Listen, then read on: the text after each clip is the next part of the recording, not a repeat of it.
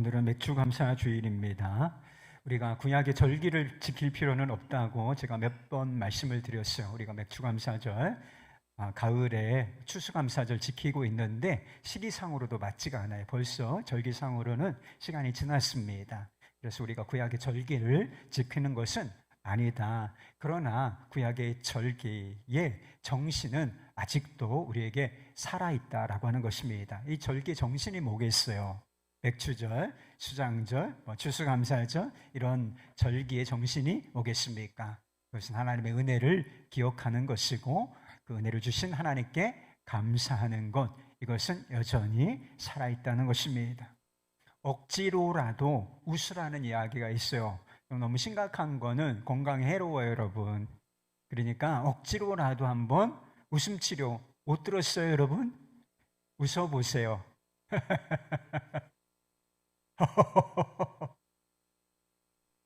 억지로라도 웃는 것이 건강에 좋습니다. 이 원리는 감사에도 적용될 수가 있어요.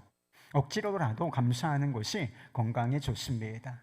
감사하지 않으면 우리 마음을 다른 것들이 대체하게 돼 있어요. 염려, 그리고 두려움, 근심, 불평, 탐심, 이기심, 이런 것들이 우리 마음을 채우게 되어 있는데 이런 것들은 우리의 삶의 건강을 해치는 주요한 독이기 때문인 것입니다. 건강을 잃은 분들이 건강을 되찾기 위해서 아주 열심히 운동을 하시는 분들이 있어요.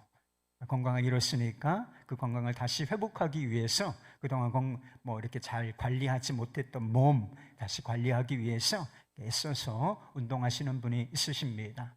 어떤 분은 살기 위해서 운동을 하시는 분들도 있어요. 열심히 하루에 1시간씩 걷고 그리고 헬스하고 이런 분들이 있지 않습니까? 힘든 일이에요. 운동도 힘들어요, 여러분. 그래서 운동이 좀 힘든 일인데 이렇게 빼놓지 않고 열심히 운동하는 이유, 나 살기 위해서 운동하는 거야. 이런 분들이 있으세요. 여러분, 어쩌면 우리에게도 이런 감사의 운동이 필요할지도 모르겠습니다. 잘 살기 위해서 말입니다. 그러나 그리스도인들에게는 감사라고 하는 것은 분명한 대상이 있는 거예요. 그래서 우리가 이 삶을 살고 있다는 거, 그래서 이러저러한 상황이 주어졌다는 것에서 그냥 감사하는 것이 아니라 대상이 있단 말이에요. 이것을 은혜로 허락하신 하나님을 향하여 감사의 마음을 올려드리는 것입니다. 하나님께서 억지로 감사하기를 바라실까를 한번 생각해 보세요. 마음에는 감사하는 마음이 없어요. 그러니까 운동처럼 억지로라도 감사해야지. 이것을 하나님께서 기뻐하실까? 이런 감사가 하나님께 영광과 기쁨이 될까를 한번 생각해 보세요. 성경에는요, 억지로 감사하라는 이야기가 없습니다. 감사는 마음에서 우러나와야 하는 것입니다. 옛날 독일의 어떤 마을에서 있었던 이야기라고 합니다.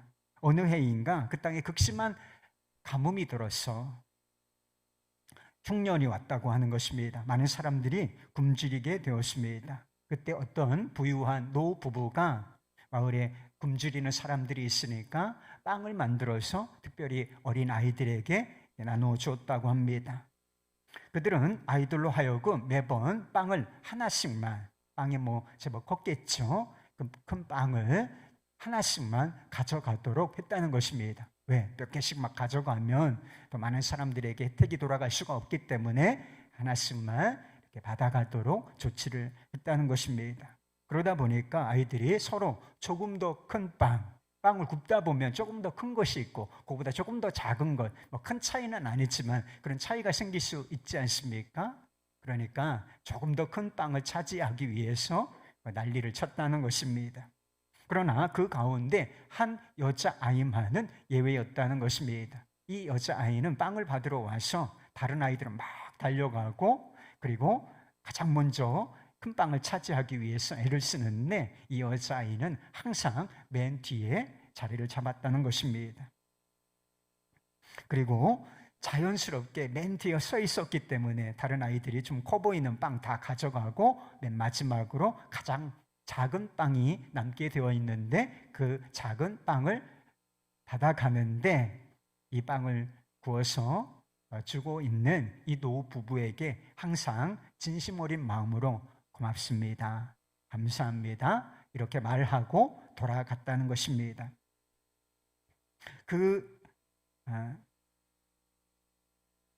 다른 아이들은 막 앞다투어서 이 큰 빵을 차지하려고 정신이 없는데, 그래서 이 노 부부에게 감사하다는 말을 하지 않고 돌아가는 일이 빈번했는데 이 아이만은 예외였다라고 하는 것입니다. 그러던 어느 날, 그날도 이 여자아이는 맨 끝에 섰다는 것입니다. 그날 따라서 이 여자아이에게 돌아온 빵은 다른 때도 조금 작은 빵이었는데 그날따라 그 빵이 유난히 작았다는 거예요. 마지막 남은 그 빵이 작아서 그 빵을 가지고 돌아오면서 빵을 나누어 주는 노 부부에게 감사합니다 이렇게 표현하고 돌아왔다는 것입니다. 집으로 돌아와서 그 빵을 먹으려고 했는데 깜짝 놀랐어요. 그 빵 속에 금으로 만든 동전, 금화 한 잎이 들어있었기 때문인 것입니다. 그리고 작은 메모지가 함께 들어있었대요. 거기에는 이렇게 써 있었습니다. 이것은 너처럼 작은 것일지라도 잊지 않고 감사하는 사람을 위해서 우리가 마련한 선물이란다.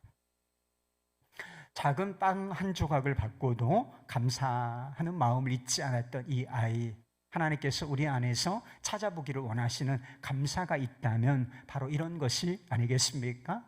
하나님께서는 이런 감사한 마음을 가지고 있는 사람에게 더 많은 선물을 주고 싶어 하실지도 모르겠습니다. 아마 그렇지 않을까 싶습니다. 그리스도인들에게 감사는 때때로 해야 할 무엇이 아닌 것입니다. 그래서 삶에 좋은 일이 있었어요. 뭔가 기대하는 좋은 일이 일어났어. 그러면 감사해야죠. 그런데 이런 정도가 아니라고 하는 것입니다. 그리스도인들에게 감사라고 하는 것은 때때로 해야 할 무엇이 아니라 삶 자체인 것입니다. 범사에 감사하라, 항상 감사하라, 이런 말씀 들어보지 못하셨습니까? 삶이 감사로 채워져야 한다라고 말씀하고 있는 것입니다.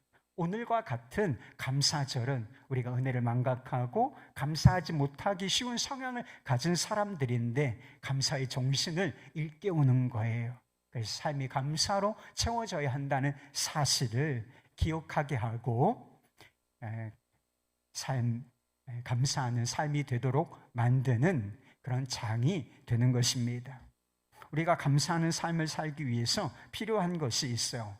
우리의 삶 자체를 은혜의 선물로 인식하는 것입니다.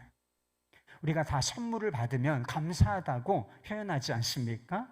누군가로부터 귀한 것을 받았어요. 그러면 그것을 준 사람에 대해서 감사합니다 이렇게 표현하는 것이 당연한 것이지 않아요. 선물에 대한 당연한 반응, 합당한 반응은 감사인 것입니다. 우리가 삶에서 얻는 그 무엇이 아니라 삶 자체를 선물로 인식하게 되면 어떤 일이 일어나겠어요? 시시때때로 무엇인가를 얻었을 때뿐만 아니라 내가 이 삶을 매일매일 삶을 허락받고 있다라고 하는 사실에 대해서 감사할 수 있는 마음을 갖게 될 수 있다는 것입니다. 여러분, 삶 자체가 삶에서 얻는 그 무엇이 아니라 우리가 하루하루 살아가고 있는 이 삶 자체, 우리가 누리고 있는 모든 것이 하나님의 선물이겠습니까? 그렇습니다. 그것이 성경이 말씀하는 진리인 것입니다. 오늘 본문 말씀 보시지요. 이는 만물이 주에게서 나오고 주로 말미암고 주에게로 돌아갑니다. 그에게 영광이 세세에 있을지어다. 아멘. 모든 것의 권리가 어디에 있어요? 모든 것의 권리, 존재하는 보이는 모든 것들에 대한 권리가 하나님께 있는 것이다 선포하는 것이고, 그렇기 때문에 우리가 그분께 감사하되 영광을 돌리되 세세 무궁토록 영원히 영광을 돌려야 한다, 그렇게 말씀하고 있는 것입니다. 우리 같은 인격적인 피조물, 이런 것도 다 피조물이죠. 이런 것들이 영광을 돌리는 방식이 그냥 꽃이 꽃다우면 돼요. 꽃을 볼 때, 이 꽃을 볼 때 향기가 나고 아름다우면 얘들은 그런 방식으로 하나님께 영광을 돌리고 있는 것입니다. 그런데 우리는 인격적인 피조물이 있잖아요. 생각이 있고 감정이 있고 의지가 있는 그런 말을 할 수 있는 의사를 표현하신 인격적인 피조물들이 하나님께 영광을 돌릴 수 있는 방식이 뭐가 있겠습니까? 이것만 있는 것은 아니지만 아주 주요한 방식이 있는데 그건 하나님을 찬양하는 것입니다. 그리고 그분께 감사하는 것이 아니겠습니까? 하나님께 감사하는 삶을 사는데 가장 방해가 되는 것이 있어요. 감사를 가로막는 것이 무엇이냐? 그것은 권리의식이라고 하는 것입니다. 삶이 내 것이라고 생각하고 내가 가지고 있는 것들, 이것이 내가 당연히 누려야 할 권리라고 생각하는 것, 이것이 감사를 방해하는 가장 중요한 적이라는 것입니다. 삶은 당연한 것이다, 이것은 내가 누릴 당연한 권리다, 이렇게 생각하는데 감사할 게 뭐 있어요? 아무것도 없죠. 그러나 삶은 하나님으로부터 주어지는 은혜인 것입니다. 삶 자체가 하나님으로부터 주어지는 선물이다라고 하는 증거를 제가 제시해 드리겠습니다. 그게 세 가지인데, 첫째, 삶 자체가 하나님의 선물이다. 그 증거, 첫 번째 증거가 창조인 것입니다. 여러분, 성경 말씀이 어떻게 시작되는지 아세요? 대초에 하나님이 천지를 창조하시니라. 성경 66권, 이것이 첫 번째 시작되는 첫 구절의 말씀이라고 하는 것입니다. 여러분은 하나님이 창조주이심을 믿으십니까? 이것을 믿지 않는 사람은 여기 있을 이유가 없어. 구도자는 괜찮아요. 여기에 진리가 있을까? 여기에 구원이 있을까? 이렇게 찾는 사람들은 찾는 거니까, 아직 찾지를 못했으니까 괜찮아요. 그러나 신앙인들은 그러면 안 되죠. 여기에 있는 사람이라면 다 이 믿음을 가지고 있어야 하는 것입니다. 우리가 하나님에 대해서, 그리고 영적 세계에 대해서 가져야 할 믿음이 많이 있어요. 그러나 가장 근본적인 믿음이 있는데, 그것은 하나님이 창조주이시라고 하는 믿음인 것입니다. 창조주 하나님이 계시고 나머지 보이는 만물, 모든 것, 이것은 하나님께서 손으로 만드신 피조물들인 것입니다. 하늘에 태양이 있어요. 태양으로부터 오는 혜택이 있죠. 태양이 없으면 어떻게 될 것 같아요, 여러분? 냉혹한 세계가 되어서 살아있는 모든 것이 존재할 수가 없게 되는 것입니다. 태양으로부터 오는 에너지, 빛 에너지, 열 에너지로 살고 있는 거예요. 하늘의 별과 달들, 아름답죠. 그리고 푸른 바다와 시원한 바람, 나무와 숲 이렇게 산책하는 거 좋아하는 분들이 있죠. 우리의 생명을 얻기 위해서 반드시 필요한 것들인 것입니다. 그리고 신선한 공기, 우리가 아무런 대가도 지불하지 않고 거의 무제한적으로 누리고 있는 것들이 아니겠습니까? 그런데 이것이 어디로부터 온 것인가를 한번 생각해 보세요. 아무 대가도 지불하지 않고 어마어마한 것들을, 혜택들을 누리고 있는데, 이것은 내 것을 누리고 있는 것이 아니라 하나님의 것, 주의 손으로 지으신 하나님의 것을 우리가 아무 제한도 없이 아무런 대가도 지불하지 않은 채 은혜로 누리고 있는 것이라 하는 것입니다. 어디 이런 것들 뿐이겠습니까? 피조물들 중에서 가장 독특하고 가장 귀한 피조물이 있는데, 그것이 바로 인간, 우리 자신인 것입니다. 우리 자신도 주님의 것이라는 거예요. 시편 24편 1절 말씀에 보면 이렇게 선포하고 있어요. 땅과 거기에 충만한 것과 세계와 그 가운데서 사는 자들은 다 여호와의 것이로다. 할렐루야! 그럼 이 세상에 60억, 70억 인구가 있겠죠. 그 중에 나는 한 사람이고, 수없이 많은 사람들이 살고 있는데, 이 사람들이 다 누구의 것이라고 말씀하고 있는 것이냐? 창조주 하나님의 것이라고 말씀하고 있다는 것입니다. 우리가 가지고 있는 생명, 여러분, 생명보다 귀한 게 어디 있어요? 다른 것들도 귀한 것들이 있지만 생명보다 귀한 것은 존재하지가 않아요. 그런데 우리의 생명이 어디로부터 온 것인가요? 우리가 스스로 생명을 생산해냈습니까? 그런 사람은 아무도 없다는 것이죠. 가장 귀한 이 생명, 이 삶, 이것은 하나님으로부터 주어진 선물이라는 것입니다. 우리가 가지고 있는 물질도 마찬가지예요. 성경은 결코 우리를 향하여 물질의 주인이라 이렇게 말하지 않아요. 우리의 정체성은 무엇입니까? 물질에 대하여. 우리는 주인이 아니라 그것을 관리하는 청직이라고 말씀하고 있습니다. 물질에 대한 소유권이 누구에게 있다는 것입니까? 하나님께 있기 때문에 우리는 물질의 주인이 아니라 하나님께서 우리에게 맡겨주신 것을 관리하는 청직이라고 부르고 있는 것입니다. 물질 중에도 좀 귀해 보이는 것들이 있죠. 학개서 2장 8절 말씀에 보면 이런 말씀이 있어요. 은도 내 것이요 금도 내 것이라 만군의 여호와의 말이니라. 물질에 대한 소유권은 하나님께 있습니다. 그런데 우리가 그 물질을 사용하면서 그 물질을 사용하는 데서 얻는 유익이 있잖아요. 혜택을 누리지 않습니까? 그런데 이런 것들이 당연한 것이 아니라 우리에게 속한 권리가 아니라 하나님께 속한 것을 우리가 사용하면서 누리는 혜택들, 유익들이라고 하는 것입니다. 선물로서 누리고 있는 것이라고 하는 것이죠. 우리가 물질, 그러니까 돈을 얻고 그것으로 생활하기 위해서는 직장 생활을 해야죠. 사업을 하거나 돈을 벌어야 합니다. 그리고 돈을 벌기 위해서는 수고와 애씀이 들어가야 하는 것이고요. 그러나 우리의 수고와 노력이 들어갔다고 해서 그 권리가 우리 자신에게 있는 것은 결코 아니라는 것입니다. 세상에서는 그런 생각이 있죠. 내가 열심히 사업해서 직장 생활에서 내가 소득을 얻었으면 이건 뭐 내 거지, 누구 거예요. 그러나 성경은 그렇게 얘기하지 않는다는 것입니다. 출애굽기 말씀에 보면 하나님께서 자기 백성들에게 맥추절을 지키라고 하시면서 이런 말씀을 허락하셨어요. 여기에도 써있는 말씀인데 출애굽기 23장 16절 말씀, 맥추절을 지키라. 이는 내가 수고하여 밭에 뿌린 것에 첫 열매를 거둠이니라. 하나님께서도 첫 열매를 수확할 때까지 하나님 자기 백성들의 수고가 있었다는 사실을 인정하고 계신 것입니다. 그래서 밭을 갈고 거기에 씨를 뿌리고 그리고 가꾸고 추수하는 것까지 에너지와 노력과 수고가 들어갔죠. 그러니까 그것을 인정해 주시는 거예요.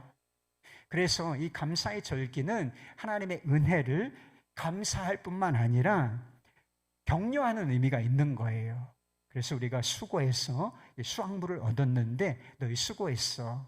그러니까 하나님께서 우리를 격려해 주시는 의미도 있는 것이며 서로 이게 축하하고 축복하는 그런 의미까지 담겨 있는 것이 이 감사의 절기인 것입니다. 여러분도 6개월 동안 애쓰고 수고하고 노력하셨죠? 잘하셨습니다, 여러분. 수고하셨어요. 수고했어요. 그럼에도 결론은 무엇인가? 하나님께 감사하라는 것입니다. 모든 것이 하나님으로부터 나오고 하나님으로부터 말미암는 것이기 때문인 것입니다. 하나님의 은혜가 아니고는 우리의 수고와 노력조차 아무런 의미도 가질 수가 없기 때문에, 그리고 근본적으로 모든 것이 하나님께 속한 것이기 때문에 우리의 수고가 들어갔다 할지라도 감사하는 것이 지극히 당연한 반응이라고 말씀하고 있는 것입니다.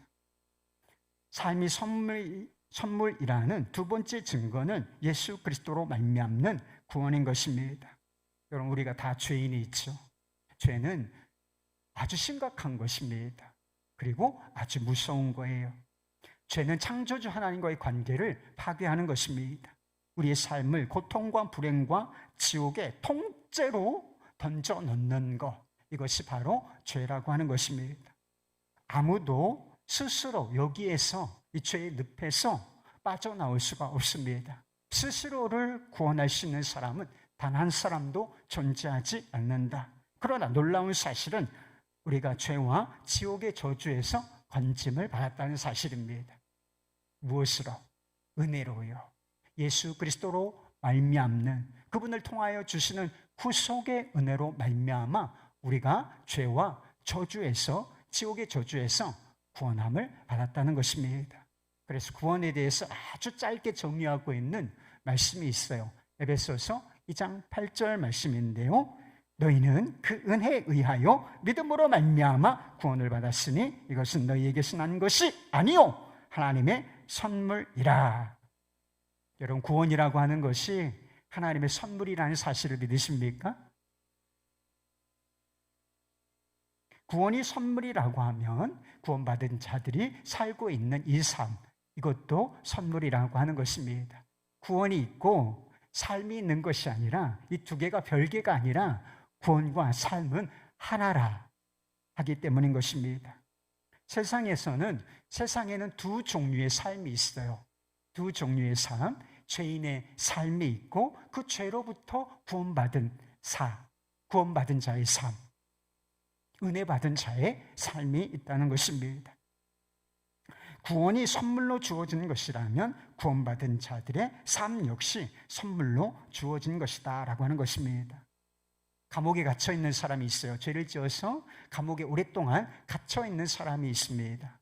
이 감옥에 갇혀 있는 사람이 간혹 운동을 허락받아요.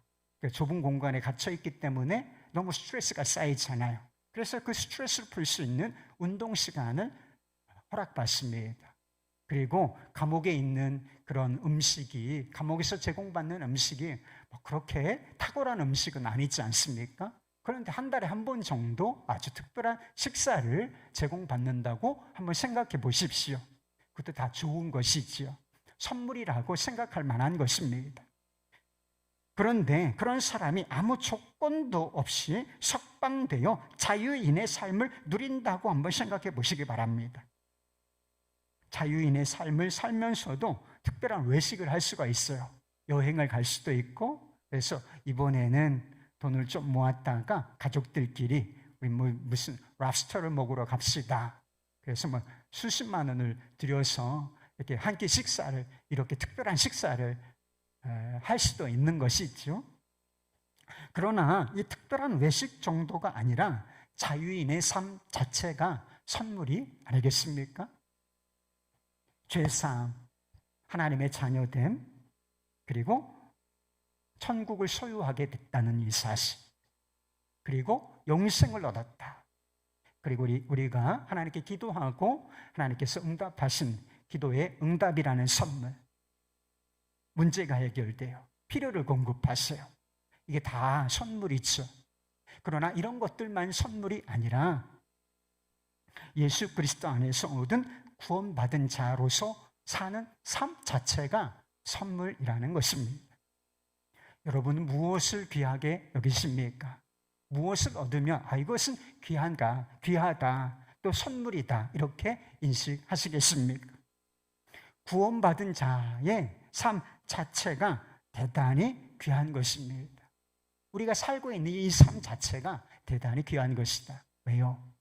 예수님께서 자기 생명, 자기 삶을 깨서 우리에게 선물로 주신 것이기 때문이라고 하는 것입니다. 삶이 선물이라는 세 번째 증거가 있어요. 그것이 바로 죽음이라는 것입니다. 어떤 선물이 일정 기간 반복적으로 주어지면 한 가지 위험성이 존재하는데 어떤 위험성일 것 같아요? 선물을 당연하게 생각할 위험성에 빠지게 되는 것입니다. 그러나 어느 순간 그것이 그치게 되면 그때에서 비로소 알게 돼요. 그것이 당연한 것이 아니고 이것이 선물이었구나, 대단히 귀한 것이었구나 라고 하는 사실을 알게 되는 순간이 올 수 있다는 것입니다. 이스라엘 백성들이 광야에서 40년 동안을 살았어요. 광야에서 먹을 것이 있는지 한번 생각해 보세요. 수없이 많은 사람들이 광야에서, 풀 한 폭이 제대로 자라지 않는 광야에서 뭘 먹고 살았겠어요? 처음에 나올 때는 곡식도 가지고 나오고, 그리고 양이나 소나 염소나 이런 짐승들도 데리고 나왔죠. 그런데요, 그게 얼마나 가겠어요? 한 달도 안 가요. 그런데 40년을 어떻게 살았느냐? 내일이면 며칠 후면 먹을 것이 없어. 그런데 하나님께서 놀랍게도 그들에게 음식을 공급해 주시는데 하늘에서 비처럼 내리는 음식, 은혜로 내려지는 음식, 만나를 먹게 하신다는 것입니다. 그런데 이 음식이 어떻게 주어지는가? 하루도 빠짐없이 매일 아침마다 주어졌다는 것입니다. 오늘 아침 나가서 집 밖으로 나가서 만나라는 음식, 그것을 거두어서 이렇게 음식을 해서 빵 같은 것을 만들어서 먹었단 말이에요. 내일 뭘 먹고 살죠? 없어. 대책이 없어. 그런데 내일 아침 다시 집 밖에 나가면 여전히 똑같은 방식으로 만나가 내려 있었다는 것입니다. 무려 이렇게 매일 하루도 거르지 않고, 안식일만 빼놓고 하루도 거르지 않고 40년간이나 반복적으로 이런 일이 일어났다는 것입니다. 만나를 처음 거두러 나갈 때 이스라엘 백성들의 마음이 어떻겠어요? 이제 살 길이 막막한 거예요. 뭘 먹고 살지? 이런 막막한 순간에 진 밖으로 나가서 음식을 거두어라. 이런 말씀을 듣고 나갔더니 실제로 만나가 있는 거예요. 우와, 이건 기적이잖아. 이런 느낌이 아니었겠습니까? 그런데 이스라엘 백성들이 나중에 불평하면서 만나를 이렇게 평가해요. 우리 마음이 이 하찮은 음식을 싫어하노라. 만나를 보고 말하는 거예요. 이 하찮은 음식. 예전 성경에는 이 박한 식물, 보잘것없는 이 음식, 이것을 우리 마음이 싫어하노라. 이 도대체 이게 뭐야? 이 보잘것없잖아. 기적의 선물이 하찮은 음식으로 전락해버리고 만 것입니다. 매일 반복된다는 이유로 말한 것입니다. 우리 역시 이스라엘 백성들처럼 기적의 선물을 하찮은 것으로 취급하고 있지 않습니까? 본질은 주에게서 나오고 주로 말미암은 것인데도 불구하고 이 선물인데 우리가 하찮은 음식으로 취급할 수 있는 것, 그것이 바로 일상이라는 이름을 가진 삶인 것입니다. 매일 주어졌던 만나가 그칠 때가 왔어요. 40년 동안 반복적으로 내렸지만, 매일 어김없이 내렸지만 그치는 순간이 왔다니까요. 그런데 우리에게 매일 주어지는 이 삶, 하루 또 지나고 또 반복적으로 또 하루가 시작되고 저녁이 되고 또 아침이 되고 저녁이 되고 또 아침이 되고 저녁이 되고, 그런데 이것이 그치는 순간이 온다는 걸 여러분 모르십니까? 그게 바로 죽음이라는 걸. 2018년에 홀리 부처라고 하는 자매의 글이 화제가 됐던 적이 있습니다. 이 자매가 27살 꽃다운 나이에 골육정이라고 하는 질병에 걸려서 세상을 떠나고 말았어요. 그래서 자기 삶을 돌아보면서 마지막 페이스북에 글을 올렸는데 이게 전 세계인들에게 감동을 주었던 적이 있습니다. 그래서 우리 신문에도 났던 적이 있어요. 제가 압축해서 그 내용을 한번 읽어드려 보겠습니다. 26세라는 나이에 자신의 시한부 인생을 깨닫고 받아들이는 것은 이상한 일입니다. 우리는 그런 걸 무시하고 살죠. 하루하루가 초침에 의해 지나가고 그것이 계속 올 것이라고 기대합니다. 나는 아름다운 가족, 많은 자식과 늙고 주름지고 백발이 될 때까지 같이 살 것으로 상상했어요. 내가 그것을 너무 원했기 때문에 마음이 더 아픕니다. 삶은 그런 것들 중 하나입니다.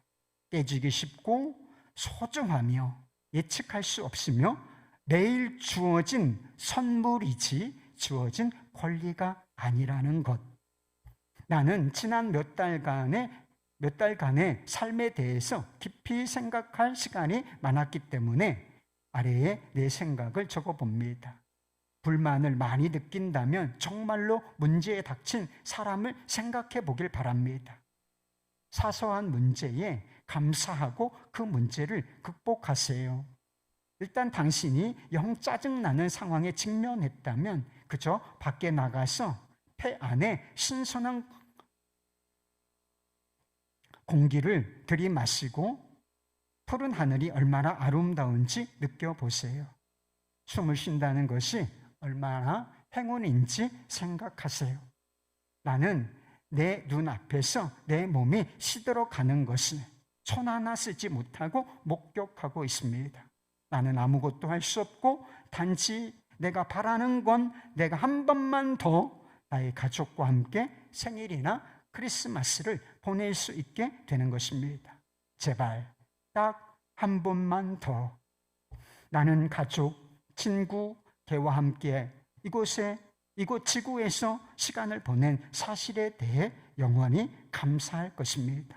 지난 1년은 내 인생의 가장 위대한 시간이었어요. 삶을 대단히 소중하게 여기고 있다는 느낌을 받지 않습니까? 이 자매에게는 자신이 하루하루를 살고 있다는 거, 이게 너무나 소중한 거예요. 가족들과 함께 대화를 나누고 그들을 사랑할 수 있다는 것, 이 자체가 너무 소중하게 느껴진다는 것입니다. 자매가 죽음 앞에서 깨달은 것이 무엇입니까? 삶이 주어진 당연한 권리가 아니라 이 삶은 선물이라는 사실인 것입니다. 움직일 수 있는 몸, 건강, 자연에서 누리는 혜택, 그리고 사랑하는 가족들과 친구, 그들과 함께 보내는 이 모든 시간, 이것이 당연한 것 아니고 하나님의 선물이라 하는 사실을 깨달았다는 것입니다. 그래서 감사하고 있는 것입니다. 나는 영원히 감사하리라. 1년의 삶이 이것을 깨닫고 보니까 위대한 것이다. 그래서 몸은 시들어갔지만 자기가 위대한 1년의 삶을 살았노라, 이렇게 고백하고 있었던 것입니다. 필립 얀시라고 하는 분이 있습니다. 이분이 성공의 사자였던 존 클레이풀이라고 하는 분의 이야기를 했던 적이 있어요. 그는 8살짜리 딸 로라를 백혈병으로 잃는 고통을 겪었던 사람입니다. 더 이상 딸과 함께 할 수 없다는 사실을 받아들이기까지 많은 갈등과 고통을 겪어야 했습니다. 그러나 결국 마음의 평강이 찾아왔다는 것입니다. 마음의 평강이 찾아오는 순간 놀랍게도 그의 마음 안에서 감사가 일어났다는 거예요. 딸과 함께한 시간이 너무나도 짧았지만 그것이 자기 인생에서 가장 크고 가장 귀한 선물이라고 여겨졌기 때문이라는 것입니다. 그는 같은 아픔을 겪어본 사람이 지나온 길이라는 책을 썼는데 거기에서 이렇게 고백했어요. 물론 내가 이렇게 깨달았다고 해서 모든 게 편해진다고 말하고 싶지는 않습니다. 하지만 딸 로라가 내게 주어진 순수하고 티 없는 선물이었음을 생각한다면 견딜 수가 있습니다. 그 선물은 내가 노력해서 얻은 것도 아니고 내가 받을 자격이나 권리가 있어서 받은 것도 아닙니다. 선물을 받은 사람이 마땅히 취해야 할 태도가 감사가 아니겠습니까? 선물을 도로 가져갔다고 할지라도 말입니다. 이렇게 생각하면 딸을 선물로 주신 하나님께 더욱 감사하게 됩니다. 내게는 오직 2가지 선택이 있을 뿐입니다. 하나는 딸을 잃었다는 걸 자꾸 생각하는 것이고, 다른 하나는 애초에 그 아이가 우리에게 주어졌다는 기적 같은 사실을 음미하는 것입니다. 전자는 딸과 함께 할 수 있는 가능성이 사라졌다는 슬픔에 계속 빠져들게 만들고, 후자는 비록 짧은 10년이었지만 아이와 함께 했음에 감사하도록 가르쳐 줍니다. 내가 인생의 지극히 작은 것들까지도 모두 선물이라는 것을 기억하도록, 그리고 그 선물을 제대로 사용하는 방식이 감사라는 것을 잊지 않도록 나를 도와주십시오 라고 썼어요. 욥이 고난을 겪었지요. 욥이 고난을 견딜 수 있었던 이유가 뭔지 아십니까? 상실과 고난의 순간에 원망 대신 그가 감사와 찬양을 선택할 수 있었던 이유가 무엇인지 아세요? 삶은 은혜로 주어진 것이다. 삶에 대한 권리는 주님께로부터 오는 것이다. 이것을 너무나 분명하게 알고 있었기 때문인 것입니다. 욥기 1장 21절 말씀. 내가 모태에서 알몸으로 나와 싸운즉 또한 알몸이 그리로 돌아가 올지라. 주신 이도 여호와이시요 거둔 이도 여호와이시오니 나 여호와의 이름이 찬송을 받으실지니이다. 여러분, 아주 특별한 삶을 살고 싶은가요? 위대한 삶을, 저 사람은 위대하다, 위대한 삶을 살고 싶은가요? 우리에게 주어진 삶 자체가 아주 특별한 것이고 위대한 선물이라는 사실을 잊지 않으시기를 바랍니다. 우리의 삶에 고난과 상실이라고 하는 것이 온다 할지라도 우리에게 주어진 삶이 선물이라는 사실, 달라지는 것은 결코 아닌 것입니다. 어쩌면 우리의 삶에 상실과 고난이 끼어들어오기 때문에 우리의 삶이 선물이라는 사실을 더 분명하게 이해하도록 도와줄지 모른다는 것입니다. 우리도 기억하십시다. 인생의 지극히 작은 것들까지도 하나님께서 허락하신 선물이라는 사실을, 그리고 이 선물을 가장 잘 사용하고 누리는 방식은 바로 감사라고 하는 사실을 말인 것입니다. 우리의 삶 전체가 하나님의 은혜로 허락된 선물인 것입니다. 우리의 삶을 감사로 채우실 수 있기를 우리 주님의 이름으로 축원합니다.